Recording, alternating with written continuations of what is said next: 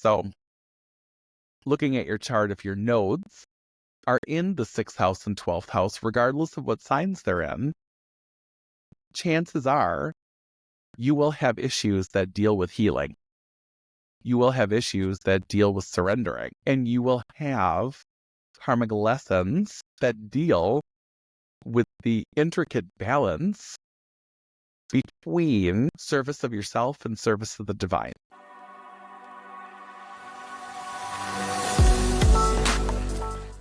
Hello, everyone, and thanks for tuning in. This is Beyond the Zodiac Astrology Coffee Talk. If you are new to me and new to this channel, my name is Brett, and I am here to educate and empower you through the lens of modern, evolutionary, and slightly esoteric astrology. So I wanted to come on here today and talk about one of my favorite topics, the lunar nodes, or as a lot of astrologers like to call them, the nodes of destiny. So this is going to be an overview of the nodes in astrology, how I interpret them, both the north and the south nodes, and how they can be great indicators of your karmic lesson and life purpose. So I'm going to look at how working with the nodes can guide you in your own personal growth and what their significance is. We're also going to talk about the upcoming eclipse on October 2nd, as the nodes indicate where the eclipses are going to be for the year. So, and the nodes also early next year are going to be transitioning from the Aries-Libra axis into the Pisces-Virgo axis. And we're going to talk about what that means and what the significance is. So before we jump into that, what are the lunar nodes? What are they really? We see them on the astrological chart. They look like little horseshoes. One faces up, the other faces down. The one that faces down, that is your north node. The Vedic astrologers refer to that node as Rahu, or the head of the dragon. The other one that looks like an upside down horseshoe, that's your south node. And the Vedic astrologers refer to that as Ketu, or the tail of the dragon. But what are they really, and what do they signify? So the lunar nodes are actually mathematical points of intersection between the orbit of the moon and the ecliptic plane. Probably asking yourself, what is the ecliptic plane? So the ecliptic is the perceived path that the sun takes through the zodiac each year. And why is it a perceived path? Because it's from our perception on Earth. Astrology is geocentric, so it places the Earth, the person, us, in the center, and everything revolves around us. So that ecliptic plane is how we perceive the sun moving around us, as opposed to us moving around the sun. So when the moon's orbit intersects the ecliptic, it gets in the way of the sun's light and triggers what's known as an eclipse. Or it gets eclipsed by the Earth, obstructing the reflection of the sun's light off of the moon.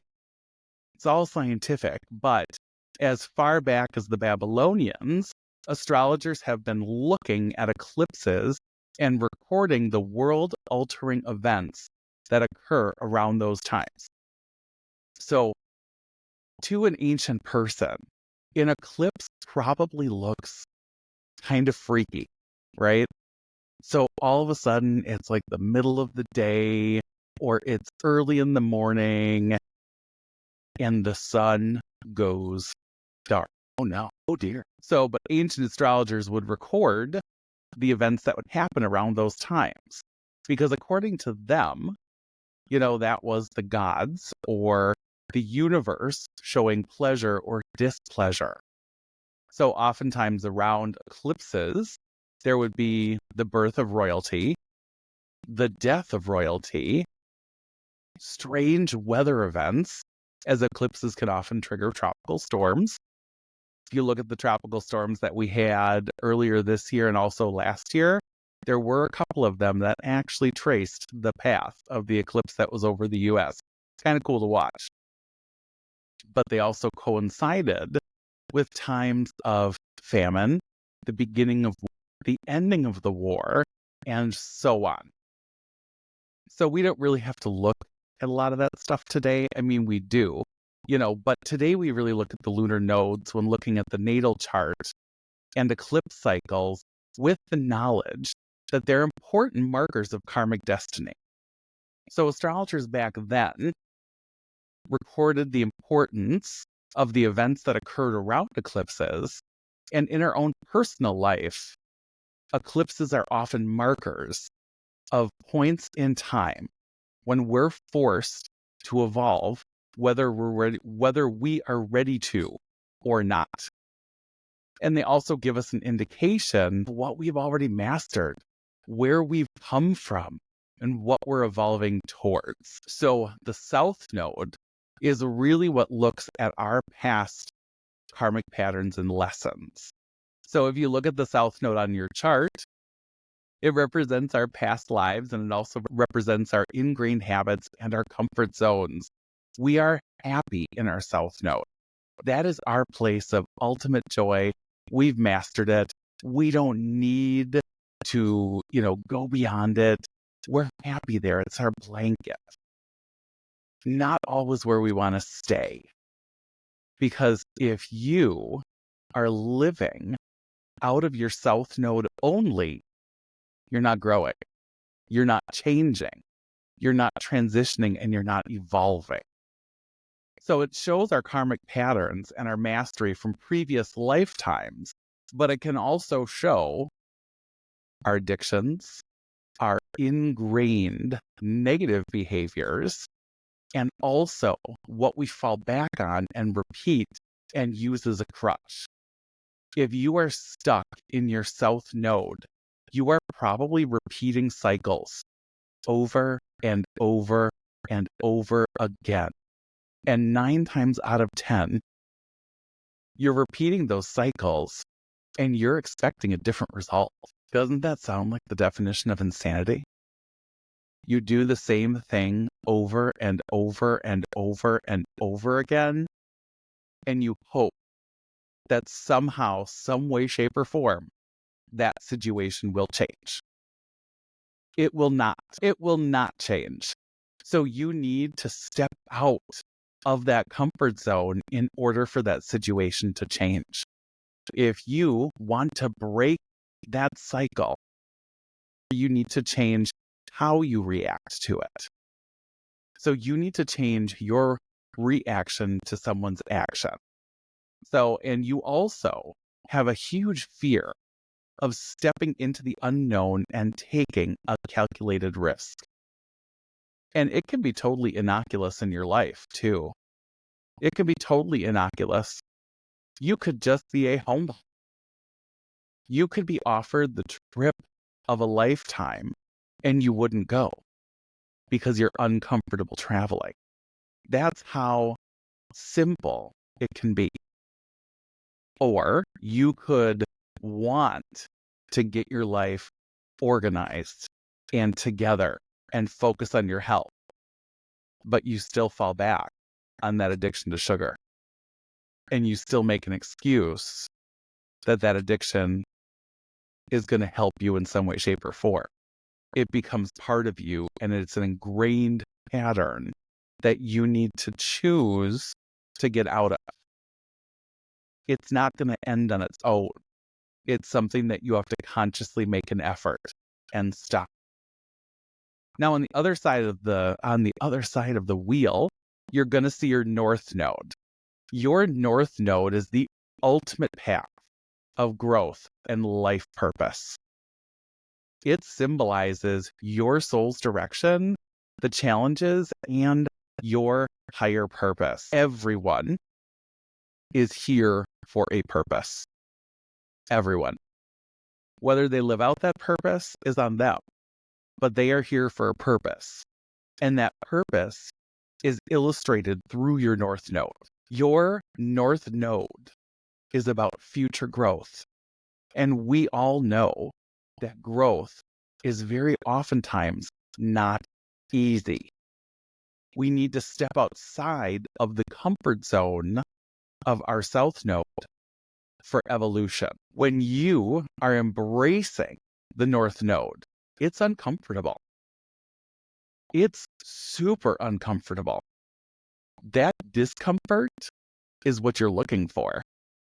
That is the burn that you are chasing. One of my favorite authors and fitness gurus, Jackie Warner, would always say, chase it, don't run from it, when talking about the burn of muscle failure. And that discomfort that you're chasing, and that whole just scary scenario in front of you that you are running towards, is what helps you to grow.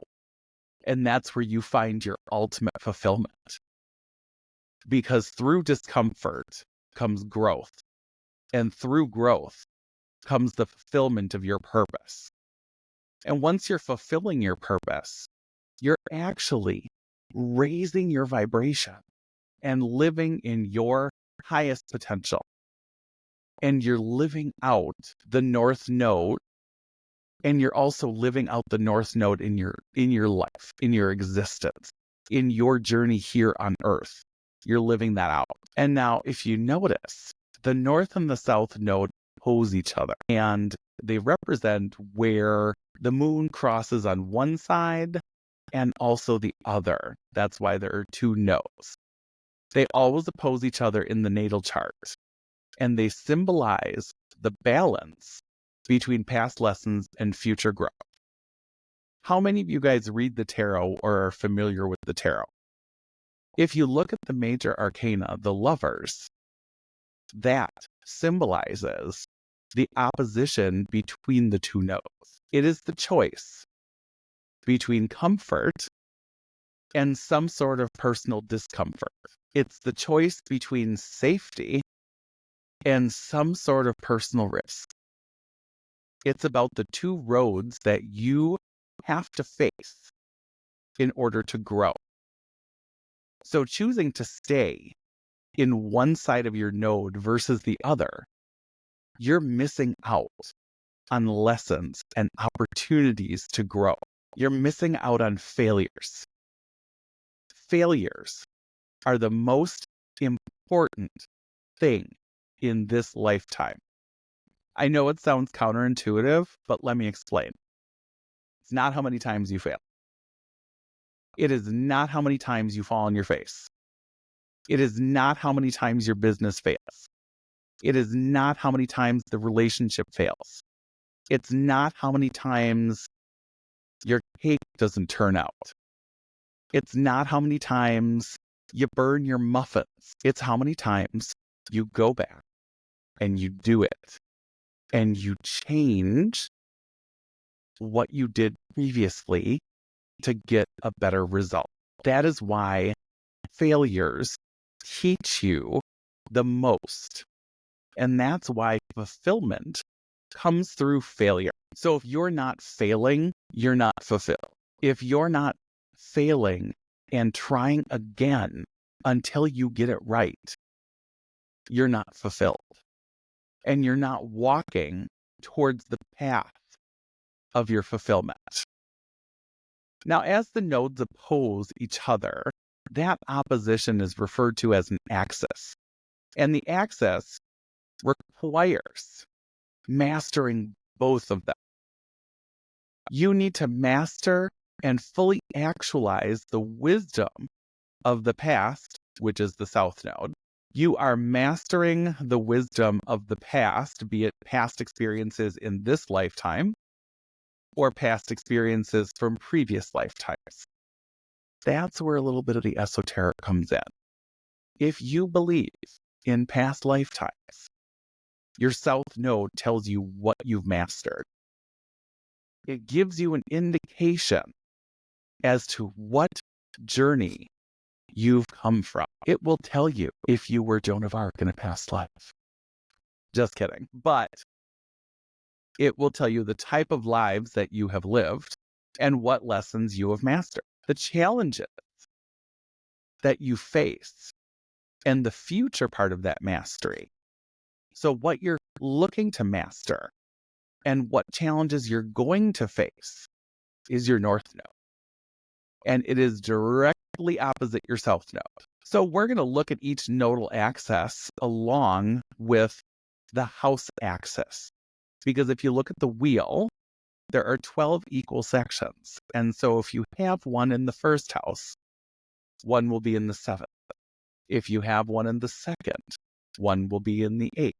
If you have one in the third, one will be in the ninth, and so on and so forth. It's all about patterns. It's all about repeating patterns, y'all. So the first axis that we want to look at is the Aries-Libra axis. It's known as the axis of relationships. Aries is the ultimate sign of the individual. Aries plows forward first. It's the first sign in the zodiac, and it is one of the signs that's about the individual. It generally coincides with the energy of your first house. Your first house is you, the individual, your body, your outward projection, your general characteristics. Whereas Libra is all about balance, harmony, relationship. It coincides with the seventh house of the zodiac, which is the other. So if you have an Aries north node and a Libra south node, you are uncomfortably running towards self-sufficiency, and you are separating yourself and balancing out your need for codependence. On the other side of that, if you have a Libra north node and an Aries south node, you are incredibly comfortable with independence. You are incredibly comfortable doing it your own way. You're incredibly comfortable going on your own journey. You are incredibly comfortable with your individual self. You need to master leaning into a partnership, leaning into balance, leaning into compromise. So conversely, if you have your nodes in the first house and the seventh house, your nodal axis is about relationships. Regardless of what sign they are, they will have some aspect of relationship in that, whether or not it's trying to be independent and a leader, or whether or not it's letting go of some of those leadership qualities and embracing a partnership, whether they're about being headstrong and stubborn, or whether or not they're about compromise. If your nodes are in the first house and the seventh house, you will have some aspect of relationship dynamics as lessons that you need to balance out in this lifetime. Moving on to the next axis. The next axis is known as the Taurus-Scorpio axis, or the axis of security and value. That axis coincides with your second house and your eighth house. So your second house and your eighth house are about earned income, value, job, money, how you accumulate money. That's Taurus. Your eighth house is about other people's money, death, taxes, endings, transitions, intimacy, and assets and equities. That's Scorpio. So if you have a Taurus north node and a Scorpio south node, you are very comfortable with other people's money. You are very comfortable saving. You can probably live really, really skimpy. You are very comfortable with assets, equities, and just hiding your head in the sand. Your lesson is to accumulate. And your lesson is to receive. Now remember, Taurus is ruled by Venus. If your lesson is Venusian in nature, you need to learn to receive. You might be someone who's very giving. You might be somebody who's very compassionate and giving, and you're someone who shows appreciation by giving people things, but yet you can't take a compliment. You can't take a thank you. You can't take money for the work that you've done. That is a Taurus north node. You have a very hard time receiving. You're very comfortable doing things for other people, doing the work, accumulating. You're very comfortable saving what you have, but you're not comfortable accumulating it or receiving it from others. Conversely, if you have your nodal axis in the 2nd house and 8th house, your lessons will revolve around value. Are you being valued? Are you valuing yourself? Are you allowing yourself to receive? And also, are you allowing yourself to embrace intimacy in all its forms? Physical, material, emotional. Because remember, the 8th house is ultimately about intimacy. And it is about receiving. It's about growth and exploration and transformation through intimacy. So if your nodes are in the 2nd house and 8th house, chances are you will have lessons in life regarding intimacy and regarding how you receive things and whether or not you allow yourself to receive things. So that shows value. If you are not receiving, you are not valuing yourself. If you don't find yourself worthy receiving something for things that you've done, the selflessness devalues you. And a Mars-Venus or a Venus-Pluto, which Taurus is ruled by Venus and Scorpio is ruled by Mars, and in modern astrology is ruled by Pluto, but both of those are about power. So it's give take. It's the reception and the projection. So if you aren't receiving, if you're willing to fight for something but not willing to receive a reward, you're devaluing yourself. And that is the 2nd house and 8th house lesson. Now, moving along to our next axis, it's a fun one. This one is a very fun axis. The Gemini-Sagittarius axis is actually the axis of communication. So it coincides with your 3rd house and your 9th house. You're probably thinking to yourself, why 3rd and 9th? Well, Gemini, if you would place Aries on the ascendant, would rule the 3rd house and Sagittarius would rule the 9th. But that 3rd house is about early education. Gemini is children. Gemini is early growth and development. Sagittarius is the scholar. So the 9th house represents higher education, spiritual pursuit, philosophical thought, along with travel, broadcasting, publishing, all that fun stuff. So that is communication. All of that is communication. And now if you have a Gemini North node and a Sagittarius South node, you're very comfortable exploring. You are very comfortable traveling. You're very comfortable experiencing things, but you may not know how to express. You may not know how to communicate your feelings effectively. You may not have that vulnerability. There's that sense of kind of like skirting around the... Have you ever had a conversation with Sagittarius? I know we all have. Sagittariuses are incredibly intelligent. They're incredibly intelligent and focused on the subject or the subjects that they value and study. They also get very easily distracted because they have a natural sense of wanderlust and curiosity. They must go out and explore the world. They must, at a whim. The wind is blowing west today. It is time, pack up, and take a road trip. There was a ring around the moon. It is time, buy a ticket and go to Europe. Oh, I'm taking a fun class in, Tai Chi. Why don't I just go to China? That's a Sagittarius. That is Sagittarius energy. Or when you're talking to them, they will be in full-on conversation and then all of a sudden, ooh, squirrel, bright and shiny things. They're very easily distracted because their mind processes things at a very, very rapid rate. Gemini is no different. They process things in very different ways. A Sagittarius must experience it. A Gemini must read about it and must use its hands to manipulate it. So Gemini in medical astrology rules the hands and the lungs, but the hands, they're very hands-on learning.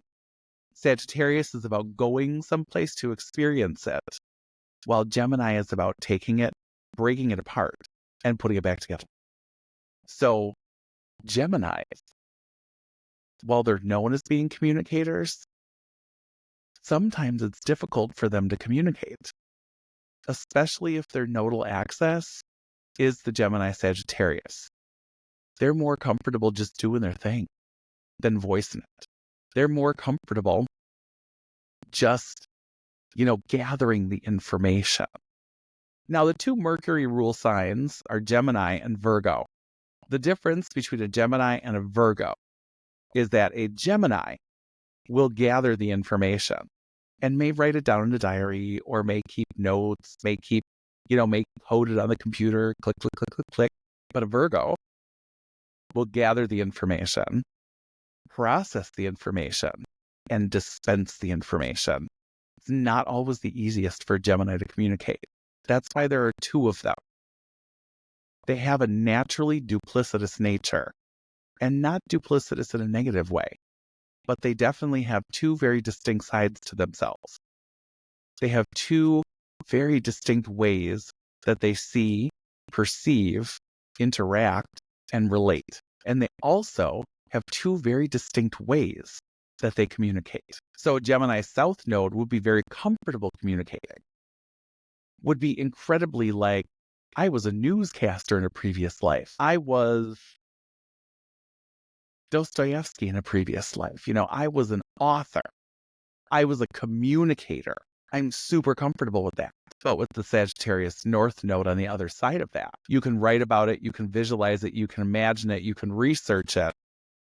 But going out and experiencing it is scary. Thinking about it beyond the technical perspective is scary. Complex, psychological, and philosophical thought is scary to you. You prefer to stay in the technical. You prefer to stay in things with clear and defined boundaries. On the same side of that, or in the same vein, if you will, if your nodes rest in your third house and ninth house, oftentimes there will be issues of education. You will either not feel worthy enough and not think you're smart enough if your north node is in the ninth house and your south node is in the third house. You may not feel smart enough. You totally are. Your life lesson is higher education. Your life lesson is learning. Your life lesson is spiritual exploration. You have to uncomfortably lean into that. You have to uncomfortably lean into that critical thinking. And you have to uncomfortably lean into the fact that there is something else at work and there's something beyond. Sagittarius, being ruled by Jupiter, is the great spiritual teacher. In Vedic astrology, Jupiter is referred to as guru because Jupiter is the spiritual teacher. Gurus are spiritual teachers. That's beyond written communication. That's beyond technical communication. That's beyond the practical application of Gemini. That's scary for them. But if you have a ninth house south node and a third house north node, you are super comfortable with spiritual concepts. You are super comfortable with higher philosophical, critical concepts. You very much so can expand the mind, but it's very difficult for you to hone that in, pinpoint it, and write it down. Very difficult for you to find the proof in that. You have a lot of faith, but it's difficult to find proof. Or in the case of geometry, it's difficult to write proof. I don't know. It just is. It's a very lighthearted one. Gemini and Sagittarius have very lighthearted energy. It's always a natural curiosity. So sometimes that curiosity is actually in research, and other times it's an exploration, depending on what end of the spectrum you're on. So the next axis is the Cancer-Capricorn axis, known as the axis of parentals. And it sits in your 4th house and 10th house. So your 4th house represents your home, your security, your foundation. It's your mother. That's Cancer. It's the cardinal water sign, the ultimate nurturer. The 10th house on the top of the proverbial mountain, the 10th house on the top of the proverbial mountain, or your chart, or your midheaven, right? Your midheaven is the cusp of your 10th house. That is Capricorn land. That is the land of achievement, recognition, the public sphere, your public image. So if you have a Cancer North node and a Capricorn South node, you're going to be very comfortable working in the public sphere, devoting your life to your job. It may be very difficult for you to nurture a family.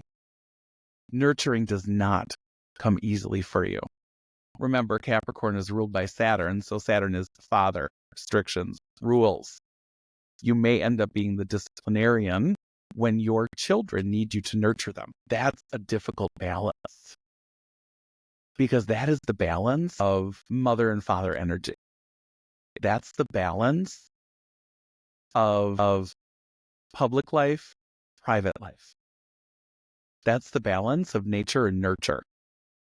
It's our nature to want to achieve, to get to the height of the social pyramid. You can see it in animals who have social structures. It's our need to climb the ladder. Capricorn.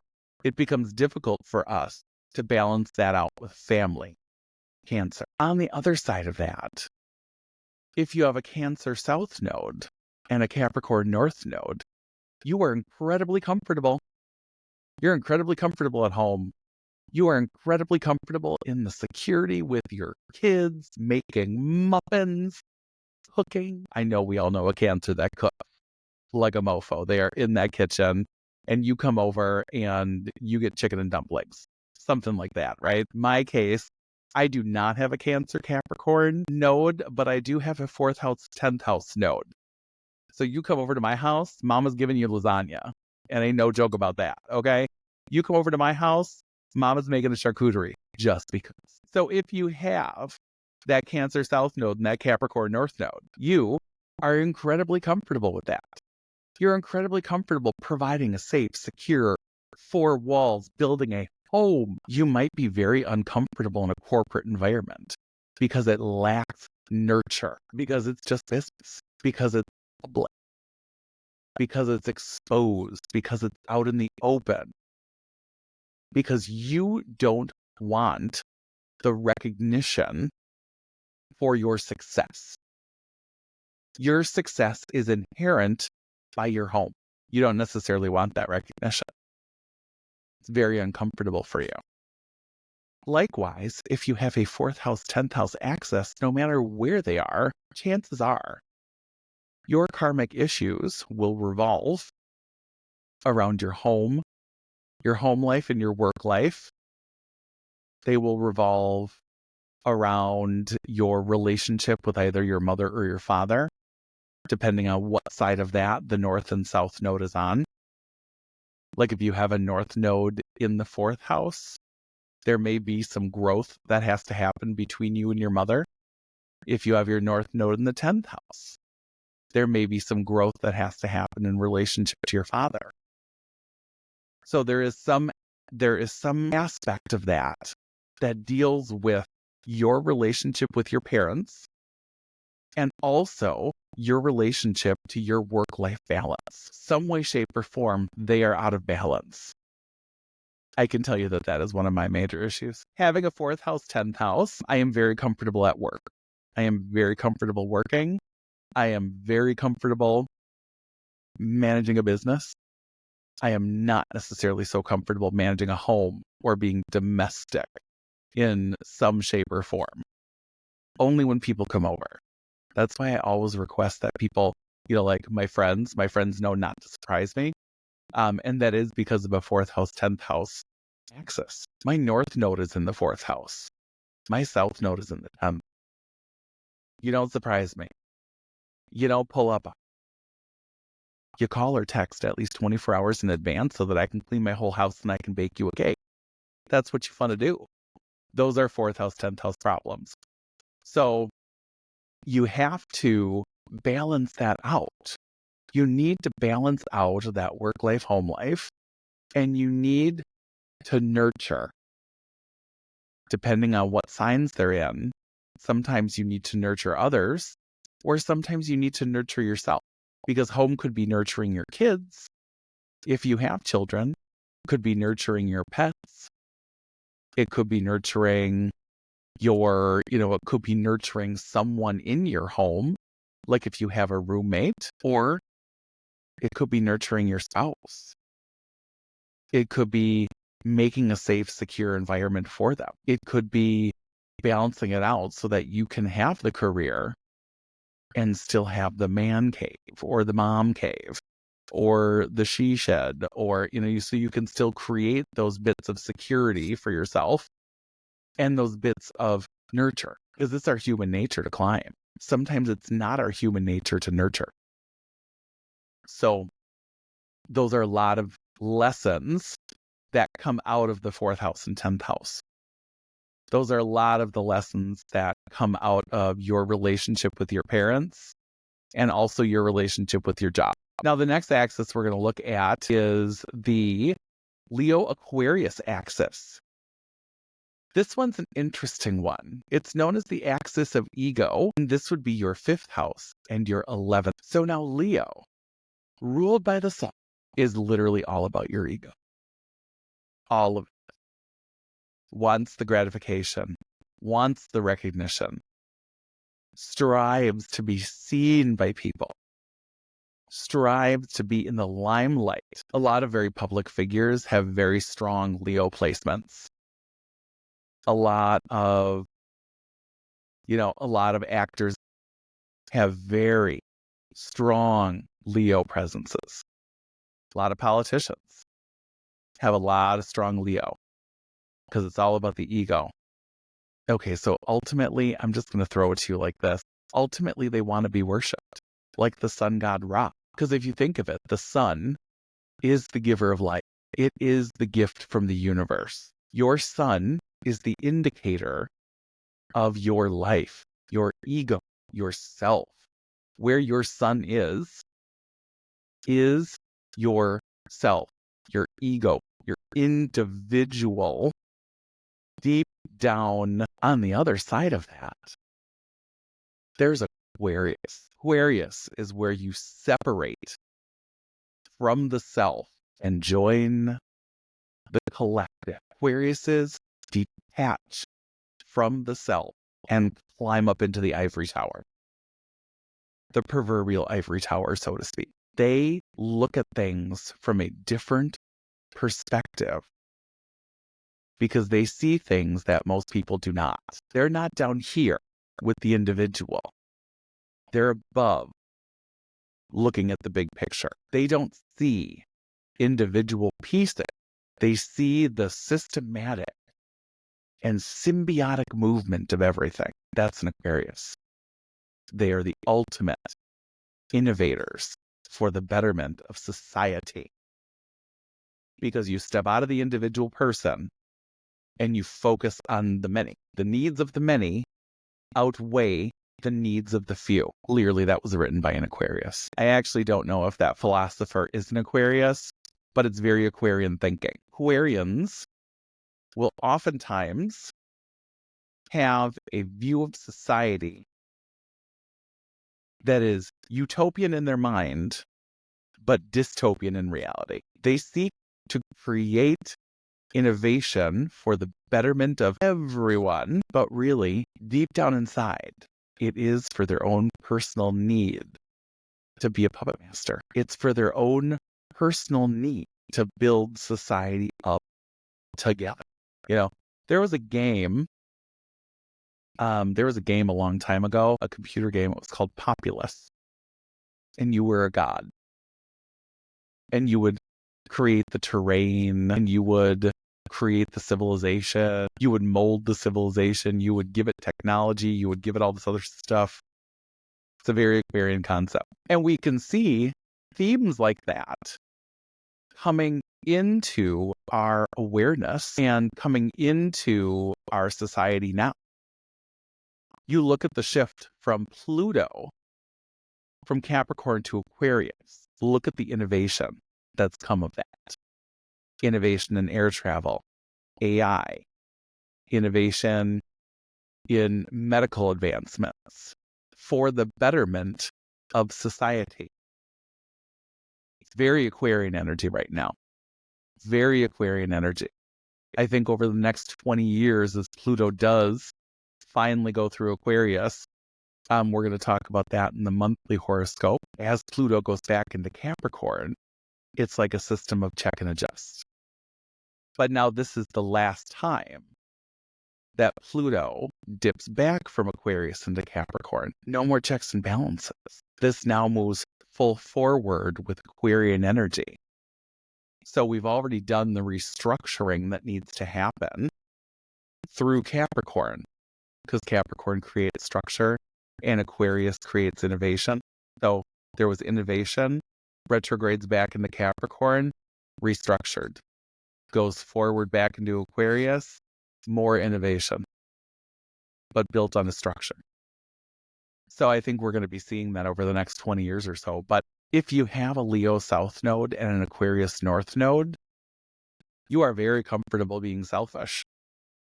You are very comfortable accepting recognition. You are very comfortable being up on stage. You are very comfortable being the center of attention. But with the Aquarius North Node, you're not. You want to be part of the group. You don't want to be seen. You don't want to be recognized. You may have done amazing achievements, but you don't want the recognition. You're more comfortable in the background. You're more comfortable as a conscientious observer. You're more comfortable just taking note. Whereas on the other side of that, an Aquarius South Node and a Leo North Node, you're very comfortable creating the innovation. You are very comfortable. You are very comfortable. You're very comfortable like innovating. You're very comfortable coming up with things. You're probably a computer coder, but it's very difficult for you to be on stage and for you to present things. You oftentimes will have someone else present for you because it's easier for you to innovate than it is for you to extricate. It's easier for you to innovate than it is for you to, give an explanation of it. It is what it is. It'll make everything better. But how? Somebody else needs to explain that. So you're very comfortable with the innovation aspect of it, but you're not comfortable with the other aspect of it. And Leo ultimately is about finding joy and about experiencing the human emotion. That's why it rules the fifth house. Fifth house is the house of joy, house of creativity, house of children. It is your happy place. It's what fulfills you. It's what brings you joy. It's what brings you love. It's what brings you, recognition. It's your creative projects, your kids. If you consider your pets your kids, it's your pets. That is the Leo house. The Aquarius house in house 11 is the collective. It's the group, the tribe. It's no longer the individual. So if you have nodes in the 5th house, 11th house axis, you will oftentimes have lessons around balancing out your personal time with your social time. You may have lessons revolving around technology. You may have lessons revolving around your friends, your tribe, your group. Or you may have lessons revolving around public speaking, creativity, children. Oftentimes people with nodal placements, especially north nodal placements in the 5th house, children is their lesson. Children is the lesson. It's finding joy in raising up a child. Oftentimes that will be the case with any nodal placement really in the 5th house. Or sometimes a nodal placement in the 5th house will bring random encounters. If you have a north node in the 5th house, the north node may bring you things. Now remember, Rahu, the head of the dragon, brings fire, brings life, brings creativity, brings blessings, brings things that are fated, brings things the universe will it's synchronicity is what it is. So a lot of times 5th house nodal placements will have a lot of synchronicitous encounters or synchronicitous projects or I can't have kids because I have fertility issues or I have this. Synchronicity brings you a child. If you have nodal placements in the 11th house, a lot of times your luck will come from your tribe or your friends or your associate. A lot of times you find the right person at the right time. You learn a lesson through a person that you met at an event. It's always about the group dynamic. It's always about, I like to use the term tribe because I feel like it's a close-knit circle, but it can be a crowd. So your luck, your lessons, all that stuff comes from the crowd, comes from society at large. Really interesting stuff, right? One of my favorite nodal axes, one of my favorite nodal axes is the Virgo-Pisces axis. It's the axis of service. It is the nodal axis that we are slipping into in January of next year. And naturally, it encompasses the 6th house and the 12th house. 6th house is traditionally ruled by Virgo in an Aries chart, and the 12th house is ruled by Pisces. And you're probably wondering to yourself, how is this service? How is Pisces about service? Very interesting question. Let's dive into that, shall we? So, if you have a Virgo North node and a Pisces South node, you have mastered being of service to the divine. You were probably a healer. You were probably a shaman. You were probably a fortune teller, a high priestess, a religious figure of some kind. It is service to the divine. It is a very spiritual sign. Pisces, I think, is one of the most spiritual and psychic signs. You may have been a psychic. You may have been Nostradamus in a former life. You could have been a, famous healer like Edgar Casey. You could have mastered that already and mastered selfless, right? Because Virgo can sometimes be selfish with the service, whereas Pisces is selfless. It's service to the greater divine purpose, calling, if you will. So it is service to the divine. Pisces traditionally is ruled by Jupiter, but in modern astrology, we equate it with being ruled by Neptune. Both of those planets are about transcendence of the normal to universal. Transcendence out of the physical into the spiritual. That's why it rules your 12th house. Your 12th house of the subconscious. Your 12th house of your own undoing. Your 12th house of surrender. That is, I think, one of the biggest keywords that we don't necessarily say with the 12th house. It is where you surrender. It is the ultimate dark night of the soul before the brightest dawn on the ascendant. It is the primordial ocean that you dump your stuff into. It's where you lay it's the baptismal font, if you want to put it that way. It is where you are washed clean, but it's also what trips you up. It's also other ways of transcendence. It's the house of addiction. It's the house of obsession. It's the house of, traditionally it's the house of hospitalization, institutionalization, and imprisonment, because that is a mental prison. Your 12th house is your prison. Oh, it's our subconscious. It is your subconscious negative patterning that holds you in confinement. It is the addiction that holds you in confinement. If you have a Pisces South node, you probably have an addiction. It can be an addiction to TV. It can be an addiction to reading. I could be addicted to glamour. You could be addicted to substances that help you transcend the physical. You could be addicted to alcohol, ocean, right? Ocean of emotion. That is alcohol. Drowning in a sea of emotion. That is alcohol as an addiction. It can be an addiction to sugar because your body processes sugar like alcohol. It can be an addiction to cigarettes. It can be addiction to pot. It can be addiction to drink. whatever you want to, whatever you want to say. But it is your addictions. It's your addictions. It's where you trip yourself up. It's where you think you're transcending, but you're really not. That is your comfort zone.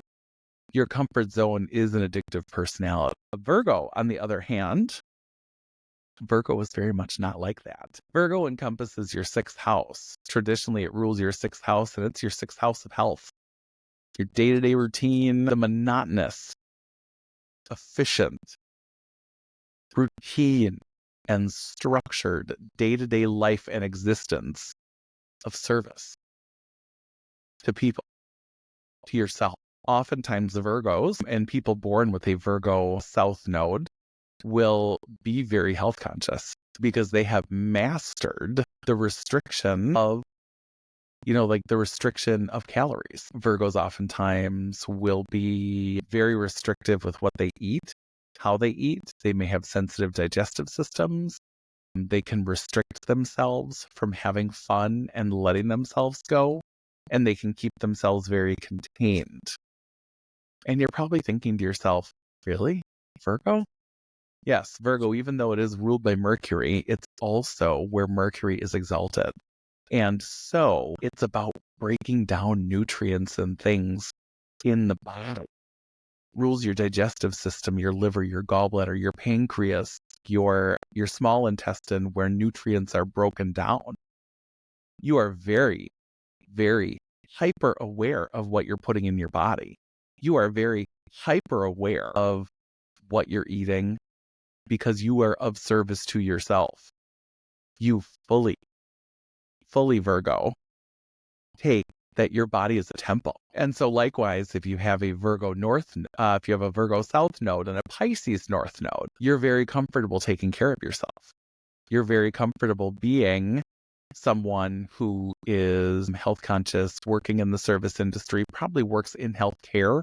Virgo is the sign of the healer. It's the archetype of the healer. So you are probably working in healthcare or you're working in the service industry of some kind, but it's very difficult for you to surrender. It's very difficult for you to surrender to the divine. You might be very practical. You might be very grounded. You might not have a sense of faith. Sometimes your lesson is faith. So at the Pisces North node, you might be placed in situations where you have to put your faith in a higher power. You don't have a choice. This is it. You're doing your day-to-day stuff, and you have to have faith that your bills are going to get paid. And you have to have faith that your car doesn't break down. If you're driving a lemon, if you will, you have to have faith that it will work out. It's where you surrender. You have a very difficult time surrendering. And so you need to come to the balance of how you can honor yourself and yet still surrender to what's greater. Surrender to what else is out there. Surrender to possibility. Surrender to, something spiritual. Surrender to the belief that, there is something greater than yourself. So looking at your chart, if your nodes are in the 6th house and 12th house, regardless of what signs they're in, chances are you will have issues that deal with healing. You will have issues that deal with surrendering. And you will have karmic lessons that deal with the intricate balance between service of yourself and service of the divine. Are you going to be planted on the physical reality, or are you going to transcend? So a lot of times, if you have a Virgo South node, you are very realistic. You are very practical. You are so grounded in reality and fact. It's very difficult for you to surrender. So you need to find the balance, and you need to fully actualize the fact that there are some facts that we don't know, and you have to trust the process. That is one of the biggest lessons with the Virgo-Pisces axis. And so now the current axis that we're in right now, the current nodal axis is actually the Aries-Libra. The Aries-Libra eclipses have been going on for the last year and a half. We're almost done with the cycle. There are usually 6 eclipses per cycle, and this is number 5. This is going to be at about 10 degrees of Libra. So it's a south node solar eclipse. So on a collective level, it brings the Aries North Node themes to the forefront, like the focus of focusing on self-assertion and your own independence and your own personal courage. And you balance it out with your need to release tendencies toward people-pleasing, codependency, and seeking validation. This is an absolute test of compromise. And it's a test of drawing the line where you give up yourself for someone else, where you have an unhealthy attachment. It's the play between independence and harmony. The balance between standing alone and working with others. Your lesson is you have to let go sometimes of working with others and go your own way. Be independent. A lot of the lessons that came up with the Aries-Libra, a lot of the lessons that have come up over the last 18 months, they cycle around the self and others, autonomy and partnership. And these themes have likely manifested in your personal relationships, your work dynamics, and even globally. Notice that allegiances are changing. So if you read the global news, you'll notice that allegiances are changing. Relationships as a whole are changing. And it's not just individual. It's country relationships, allegiances, alliances. Those are all going through a shift right now, And I think we're going to see a lot of that over the next couple of months until the nodes finally switch into the Pisces-Virgo axis in January. So this eclipse that's coming up is going to be at 10 degrees of Libra on October 2nd, and it's conjunct Mercury. So when you have an eclipse that's conjunct Mercury, it is unveiling hidden thoughts and secrets. So a lot of what's been hidden under the surface, we turn it up a bit. We change that frequency. So, and there are definitely some things that I think we should watch out for now, especially as we're in an election year. Watch for secrets coming to the surface between now and the election, because the eclipse conjunct Mercury reveals secrets. I was looking at a couple of the candidates. I don't really get into politics. I do on a personal level, but I don't speak on it because I just speak on the astrology. But what I will say is that all of the candidates, presidential and vice presidential, had very prominent eclipse placements that dealt with conversation, secrets. So it's going to be very interesting to see what secrets come out, and where it's been hiding. It's going to be interesting to see when we pull the rug back, what's really there. So, and as this energy wraps up on an individual level, you're probably going to notice your relationships are also going to go through that same kind of theme of revealing secrets. As this is South Node eclipse, sometimes this is an ender. Sometimes this is where we draw the line and sacrifice a relationship for something else, or we let go of an attachment because it's the final realization that it's not healthy. So it can be very much so relating to information that may be kept from us in relationships, as this is Libra, right? So it's about relationships. This can be information that's kept from us that comes to the surface that influences our decision. Or this could be us putting the pieces together and releasing the attachment. It's going to be very interesting to see between now and the end of the year. So eclipses, when they happen, generally have about a 6-month cycle, but they're part of a larger cycle. They're part of a larger story. So the eclipses take about 18 years to go around the zodiac. So this is the continuation of a story or the finalization of a story that began about 18 years ago. Or this might be finalizing that 9-year journey when the nodes are inverse one another. When you have the south node over your north node and the north node over your south node. It's maybe the finalization of that story. So this might be part of a 9-year cycle or an 18-year cycle. So go back and look at that, because the last time the nodes were here with the north node in Aries and the south node in Libra was 18 years ago. So look at either what happened 18 years ago or 9 years ago, because that'll give you an indication as to what you're tying up in this eclipse cycle. So the next eclipse cycle that we're going into, the next nodal axis is going to be the Pisces-Virgo axis. We officially switch over on January 5th of 2025. And so with the Pisces North Node, this is really about spiritual growth, compassion, and surrendering to the collective consciousness, or divine, if you will. The Virgo South Node is going to be about releasing perfectionism, critical tendencies, and the over-focus on control. There are certain things in this universe that are beyond your control, Virgo. I know the truth is harsh, but it's okay. Over the next 18 months, we're going to be learning how to release. And that can be control in a number of ways. That can be us releasing our addictions because they have control over us, or that could be us releasing our need to control the outcome. The universe does not work on linear time. If you create a timeline for yourself, make sure it's a living, breathing document that you can check and adjust, because the universe don't know what a 5-year plan is. The universe is, okay, you have a goal, I'm going to bring it to you. Okay, you're going to put something out into the universe and you have energy and you're going to direct it out there.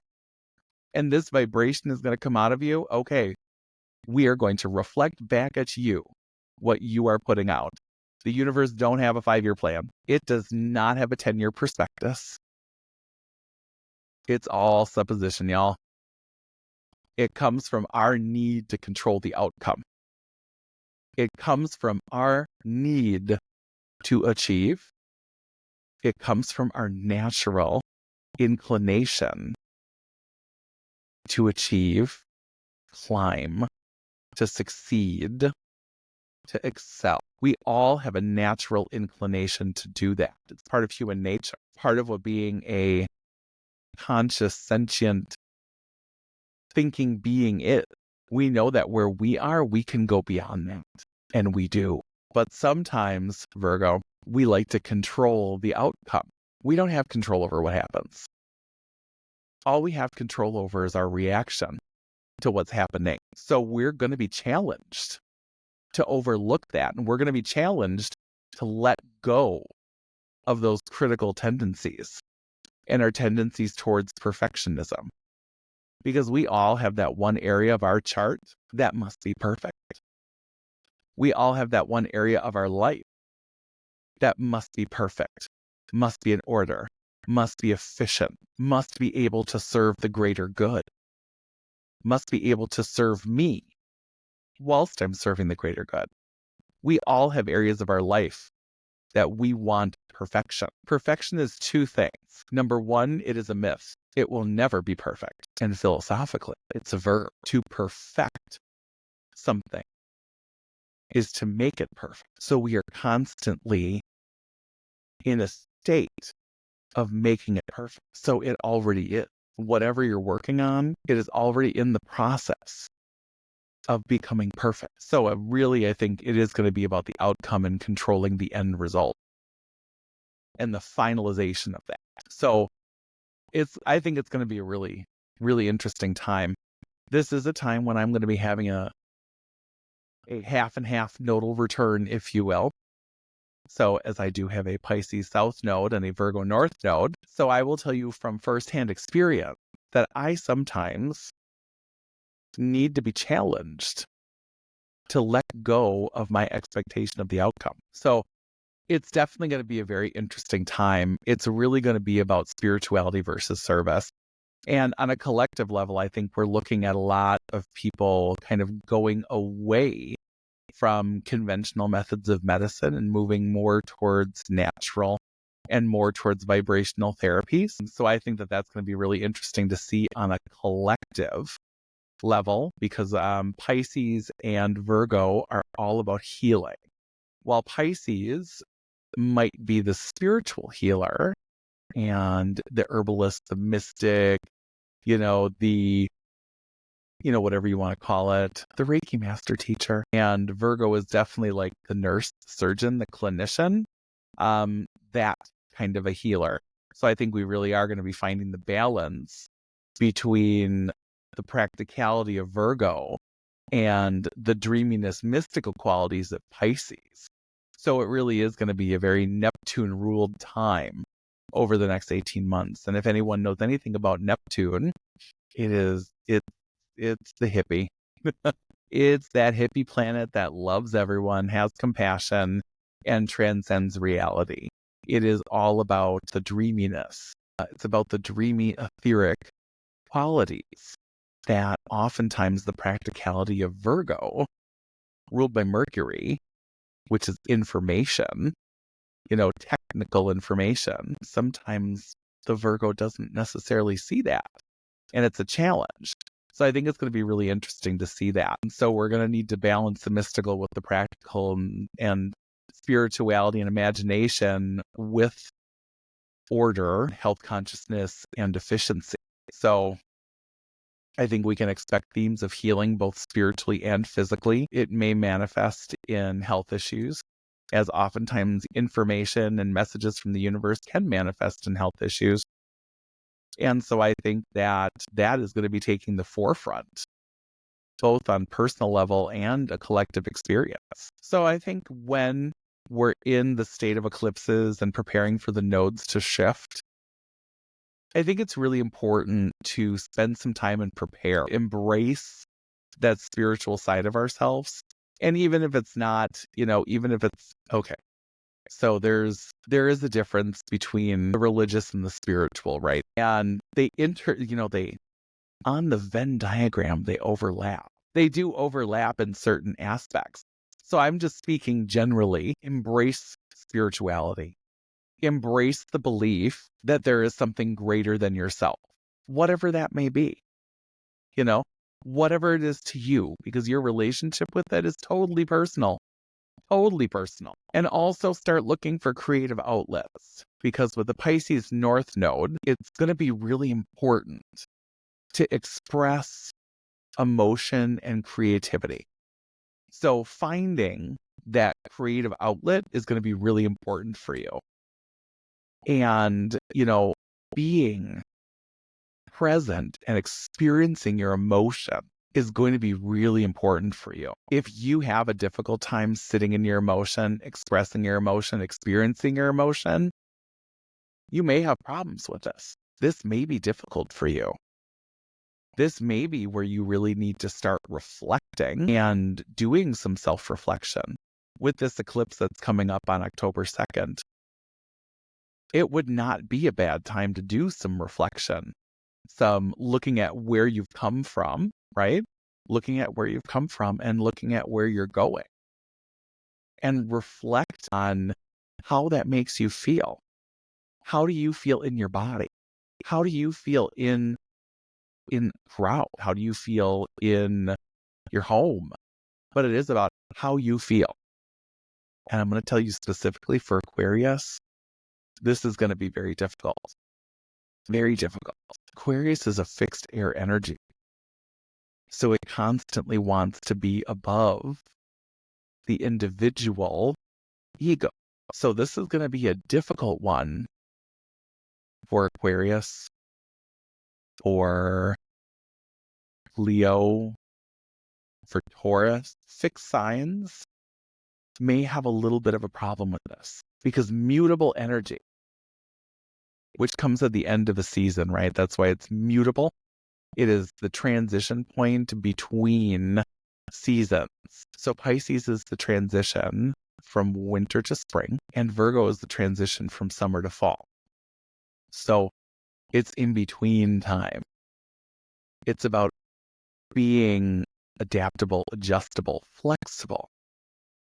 And so I think fixed signs are going to have a little bit of a difficulty with this because they're very planned and they're not about looking this way. They're not about looking beyond, right?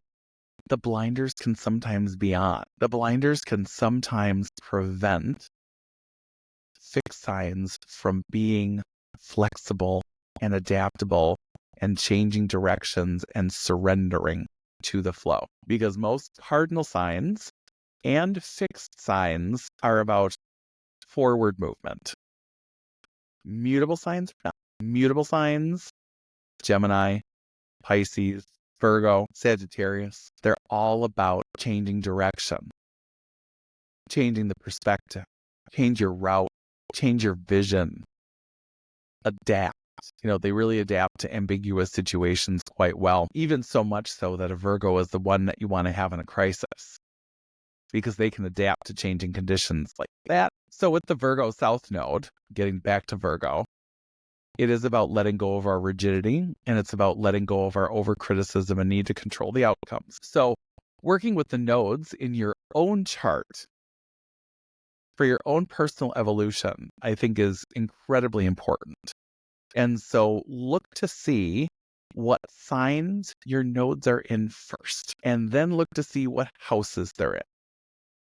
Because a combination of those two things is going to give you very good indication of where you struggle and where you're super comfy. It's also going to give you an indication as to what your purpose is. Your North Node is what you are uncomfortably leaning into because it's part of your growth and it's part of your evolution. Don't stay in your South Node. So I want to encourage you guys to explore your natal North and South nodes and use that as a way of understanding your own karmic path. Look at what the nodes are talking to. Look at what other planets in your chart are aspecting the nodes. Is it an aspect that's harmonious, like a trine or a sextile? Or is it a creative aspect like a quintile? Or is it an aspect of tension? Is it a square? Is it a quincunx? Do you have anything opposing your nodes? What planets are conjunct your nodes? So you want to look at that because that's all going to add into the story. And it's going to give you that method of interpreting it in your own chart and as a guide for your life purpose. Because then you can look at what planets that are transiting are aspecting it. Where are your progress nodes? Where's your progress moon? Is it crossing your nodes? Is it aspecting your nodes? And that really is the map of your personal evolution. There are no bounds. There are typically no bounds, to the depths that you can dig into it. Where are your nodes by, solar arc? Where are your nodes by progression? What progressed planet is aspecting your natal node? What progressed planet is aspecting your progressed node? So really, if you guys want any more deep, in-depth, detailed advice, feel free to reach out. Feel free to reach out and schedule a session with me. We can definitely do that. And, I will help you interpret those nodes so that you can fully understand what your karmic journey is here and what you're supposed to be doing. What is your purpose? And in preparation for the Pisces-Virgo axis, I really want you guys to start meditating and doing exercises that involve cord cutting. If you're not familiar with cord cutting, you want to get yourself into a meditative state and you want to do a scan of your aura. And you will start to see attachments coming off of your aura. And so what you do is you visualize either scissors, or I like to visualize a machete because I'm dramatic. You visualize a scissors, some sharp object, slicing off those attachments and releasing them back into the cosmos so that they can go back to where they came from. Those could be attachments to a job. Those could be attachments to an addiction. Those could be attachments to a relationship. Could be an unhealthy attachment to, to sugar. Could be an unhealthy attachment to, staying in your house, staying in your own four walls. So you want to meditate and you want to start doing that on a regular basis. I would probably do it every month. The best time to do a meditation like that is a full moon or when the moon is waning. Because waning energy means that the moon is getting smaller. It's when the crescent gets smaller and it shrinks down to nothing. And so what you want to do is you want to visualize that being taken away with the waning moon back into the universe, however you want to do that. And prepare yourself for being able to let go of the need to still hold on to that and control it. So that is a big part of aligning your North Node and your South Node already. Because the big lesson in this nodal axis is going to be surrender. So it's the small steps that you take on a regular basis that will help you to move forward in the future.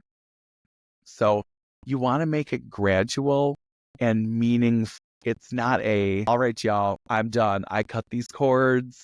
We're done here. No. You can visualize it and you can set that intention into the universe, but life is a practice. Life is about doing it on a daily basis. So it's not about, okay, well, I visualize those cords are cut. No. You've now visualized that in the spiritual plane of your meditation. And now it's time to come back and it's time to look at it on the practical plane, in the real world. Okay, you may have cut that addiction to sugar. You may have cut those cigarettes out of your aura, but are you cutting them out of your daily life? You better be, because the only person you're lying to is yourself if you don't. That really is how it goes. So it is about the practice of life. It's not something that you just learn and do once and you've mastered it. Life is about making small, meaningful shifts day to day. It is about the practice of living. So you want to keep that in mind because that is also going to be one of the themes. Surrendering both in the spiritual and in the physical, and being able to maintain in the spiritual and in the physical. So I think it'll help you balance out your life, your health, your relationship to the divine, whatever that may be. If you don't have one, it's okay. So your relationship to yourself and your higher self. However, it's one of the greatest tools. Once you master that, the nodes really then become the compass for navigating pivotal life decisions and also pivotal relationships and personal growth. Because if someone comes into your life, look to see if you've had a nodal transit. If Mars or Venus or Jupiter or Saturn cross your node, a lot of times they bring people with them. And those people can be very influential. It can be a relationship, a friendship, a spiritual teacher in the case of Jupiter. It can be an authority figure, somebody that takes you under their wing in the case of Saturn. So pay attention when people come into your life. If a planet has aspected or transited or conjunct with your node, it's a way for you to know that you are on the right path. And it's a way for you to have a compass. Because you have to ask yourself when you're making decisions, is this in alignment with my South Node only? Is this the safe way out? Is this the safe bet? If the answer is yes, chances are you're living out of your South Node. So then choose the other option. Because that's your North Node. That's where growth happens. So whenever you're feeling lost or uncertain about life's direction and the decisions that you're making in life, you can look to your nodes and where they are in your chart and also what signs they're in. And you can ask yourself if it's in alignment with either one. And if you feel a sense of balance, so pay attention to synchronicities. Look at the transits that are coming up and pay attention to the synchronicities. in relation to how the planets are communicating with your nodes, because that will give you the greatest indication that you are going in the right direction. Synchronicity is the universe telling you that you are going in the right direction. The universe is communicating with you all the time.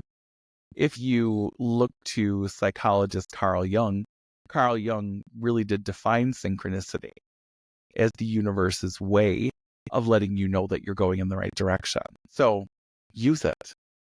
It's a practical tool, and it's nice to know that there is a blueprint for your life, both this one and your past.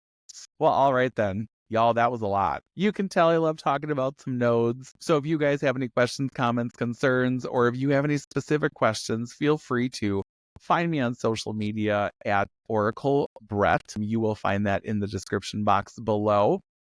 Thank you so much for listening as we went through how the nodes can be markers for karmic lesson and life purpose. I want to encourage you guys all to work with your nodes for long-term growth and honor your soul's journey, because we are here for a purpose. Okay? I never want you guys to forget that, because you are here to do great things. All right, thank you guys. Be sure to like, share, subscribe if you like what you hear. And for us to meet again, I would love it if you left me a review. 5-star if you're nasty. Just kidding. But anyways, feel free to contact me. Website is www.oraclebrett.com. You can find information about me, the services that I offer, and even schedule a consultation. Live, laugh, and love astrology. And I am so happy that I get to share it with you guys on a daily basis. So thank you guys so much for tuning in. I will be back next time talking about my other favorite subject, the asteroid Chiron. All right, bye for now.